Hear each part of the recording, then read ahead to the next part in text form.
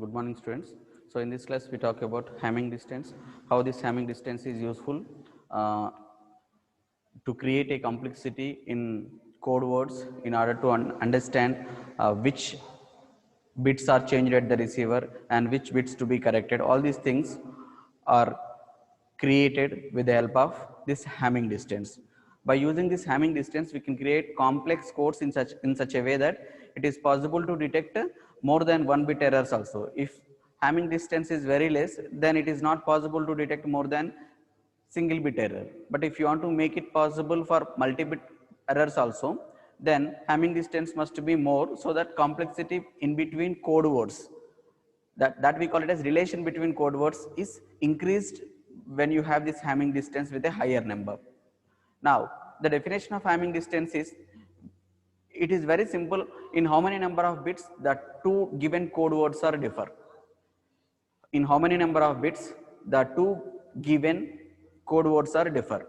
So if you take this example, in this case Hamming distance is calculated by performing XOR on given two words, and then you'll get a result, and you start counting once in that result, that is becoming the Hamming distance of those two given keywords. Okay, so in this case 000 is one word and 011 is another word, and when you do XOR on it, then you will get a result of 0, you get a result of 011.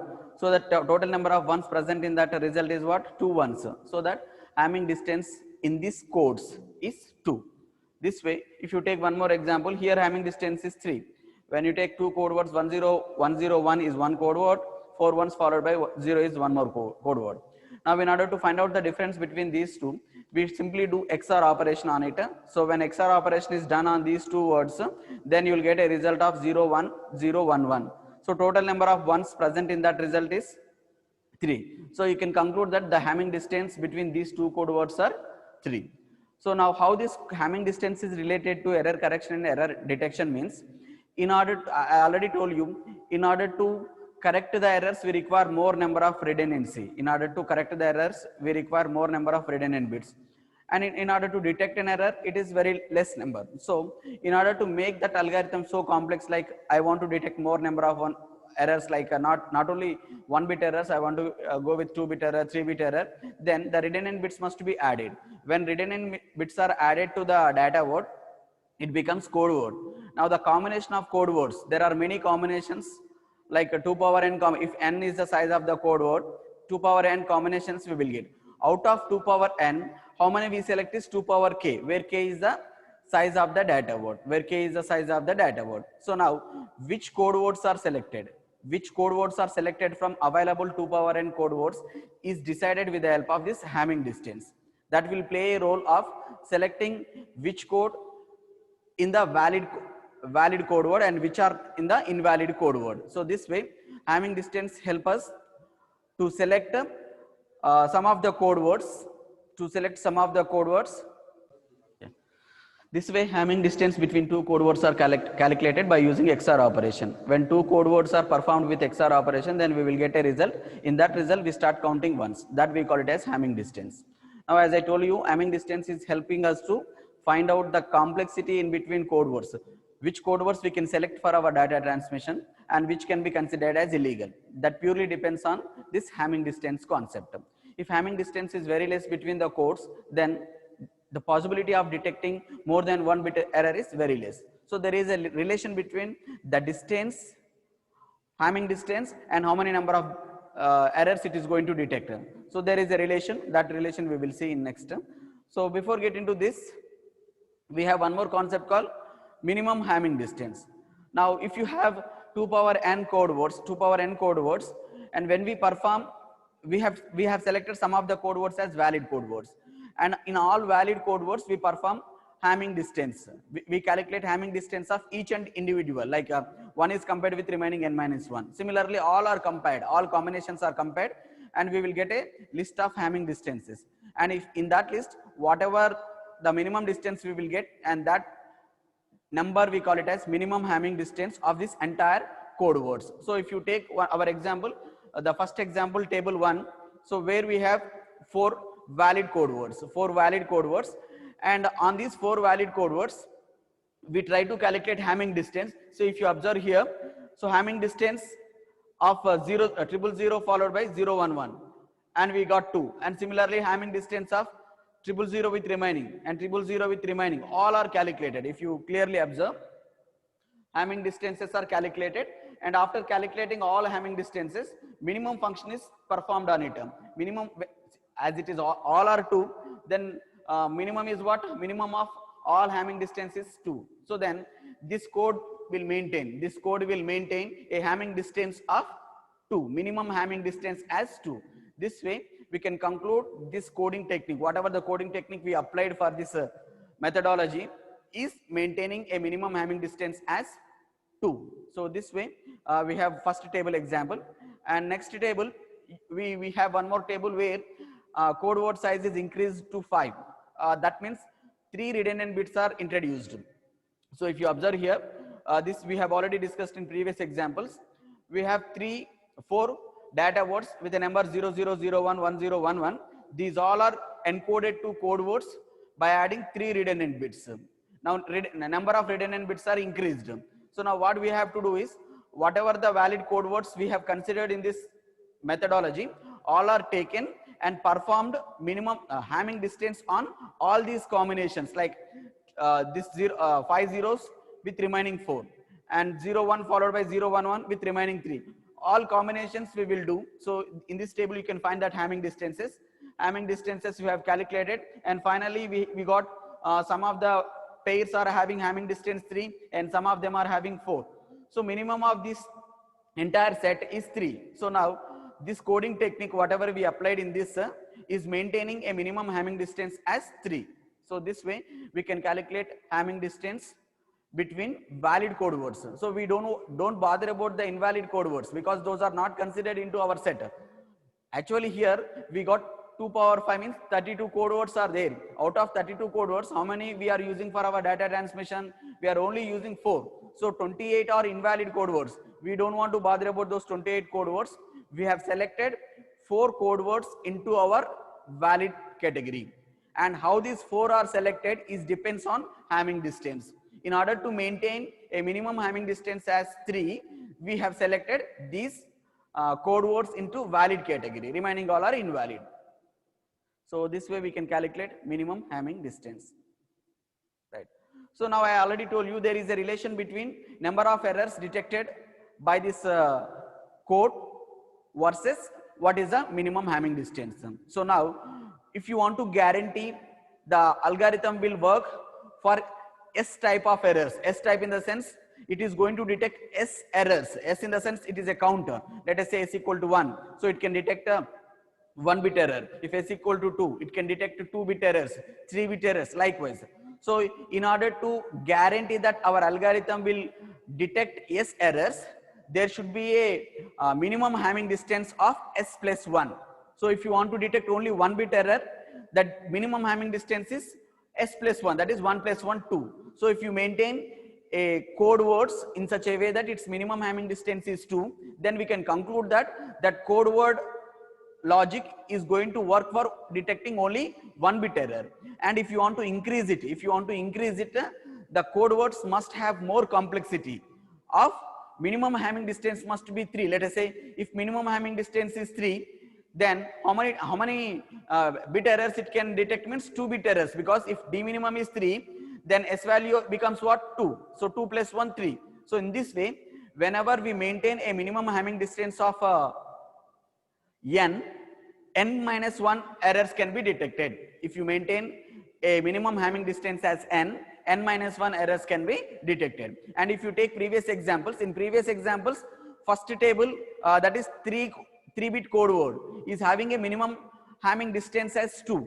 Then that logic will work for what? Only detecting single bit errors, because d minimum distance minimum Hamming distance is only 2. So it is going to work for only detecting single bit errors, and multiple bit errors are undetectable. So this way the relation between number of errors to be detected and the minimum Hamming distance is existed. The formula is d minimum is maintained to S plus 1. D minimum is maintained to S plus 1. So we will see one example where, okay.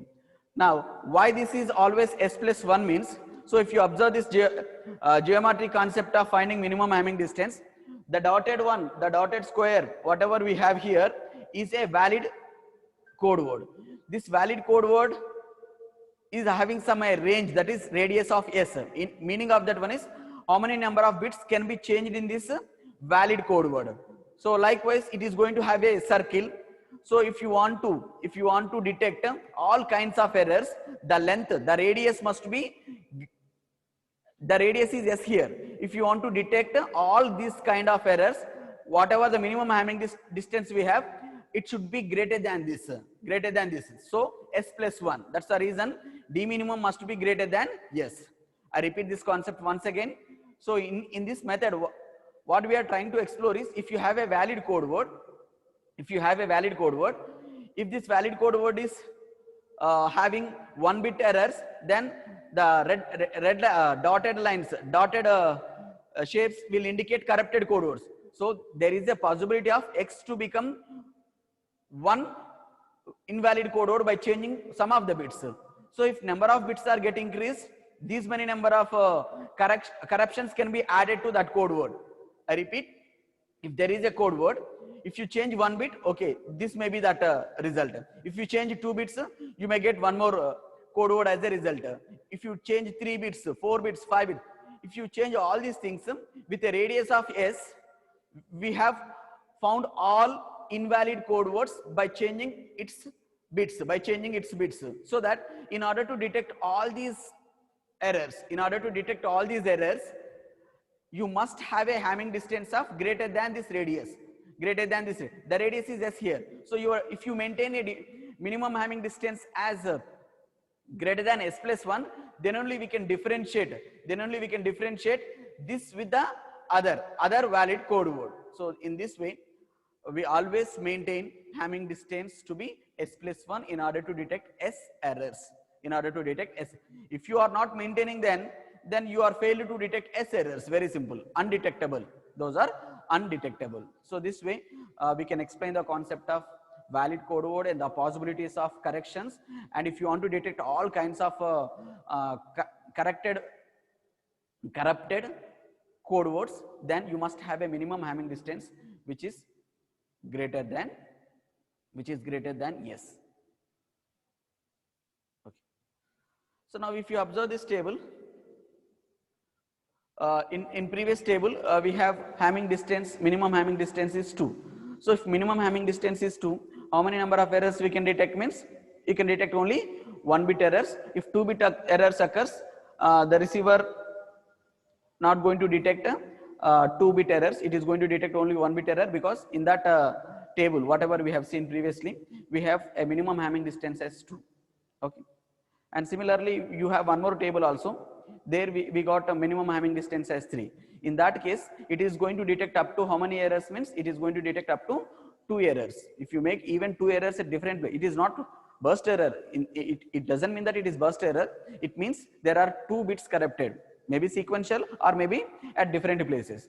And above that, if you make 3 changes to the code word, then also the receiver cannot detect, because even though the meaning of this one is, if d minimum is 3, it is going to detect 2 bit errors. That means even if you change 2 bits of the code word, if you change the 2 bits of the code word, it is not going to become other valid code word.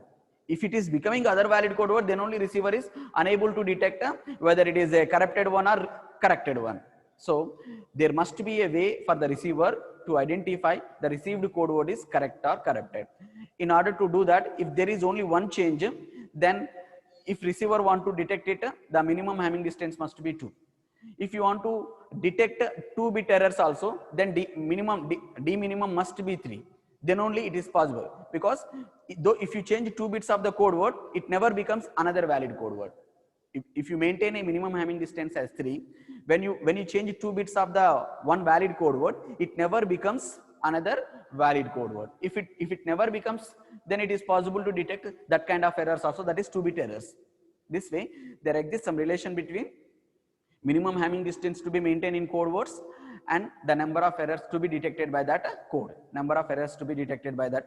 This way we can conclude with this formula, that is minimum Hamming distance, this formula, minimum Hamming distance to be maintained in order to detect S errors is S plus 1, S plus 1. Okay, and there exists one, it is for error detection, in order to guarantee the detection. And if you want to go with the correction, okay, yeah. Now, what we want to do is, we are not only detecting the error, now we want to correct the errors also. I mean, we need to find out if there is some changes in this code word. It should not become another valid code word. It should not become another valid code word. That is error detection. And now, by changing how many number of bits of this invalid code word, by changing how many number of bits of this invalid code word to become it as a valid code word. That's what our intention is. In correction, what we will do is, we will find out that there is an error. And if there is an error, which kind of valid code word it is. Actually, we didn't get valid code word. We got a invalid code word because of the errors in the transmission. Now, by changing how many number of bits, it is going to get its original content. By changing how many number of bits, it is going to get its original content. So, in order to get that original content, you must maintain a Hamming distance of 2t plus 1, 2t plus 1, where t is the radius of individual code word. Okay, let me show this one with the diagram, where t is individual code word radius, means how many number of bits are corrupted in that code word. See this. So if you observe this diagram clearly, now here we have a x valid code word, we have y valid code word, and this radius of this x is t, indicating that if x is changing its bits, if x is corrupted by changes, like one bit is changed, one invalid code word. So like these all are the possible corruptions made to x. These all are the possible corrections made to y. Now, in our methodology, in order to, for example, instead we have sent this one, and it is corrupted in the middle. Now, in order to get back, so it look like another. Let us say, if it look like another, or if it look like another code word, then in order to get back to the original one, you must come across all error combinations of the previous code word, and then all error combination of the current code word. If you get these 2 plus 1, then only you are going to get original code word back. I repeat, if X code word is sent, it is corrupted in the middle. Now, in order to detect it, this is enough, radius t. So if d minimum is greater than it, okay, we can detect it. But we want to correct it also. We want to correct it means, whenever it is going to change its content, it may become another valid code word. It may become another valid code word, or any valid or invalid code word. So now, in order to get this corrupted X content from that place to original place, we must come across 2 radiuses. Like after corruption, let us say after corruption, X may look like Y. Let us say X may look like Y, but what we want to do is, we want to get back X. So we must come across how much radius? T radius of Y, and then T radius of X, and then it should be greater than. Definitely there should be a gap between one code word and another code word, right? There should be a gap between one code word and another code word.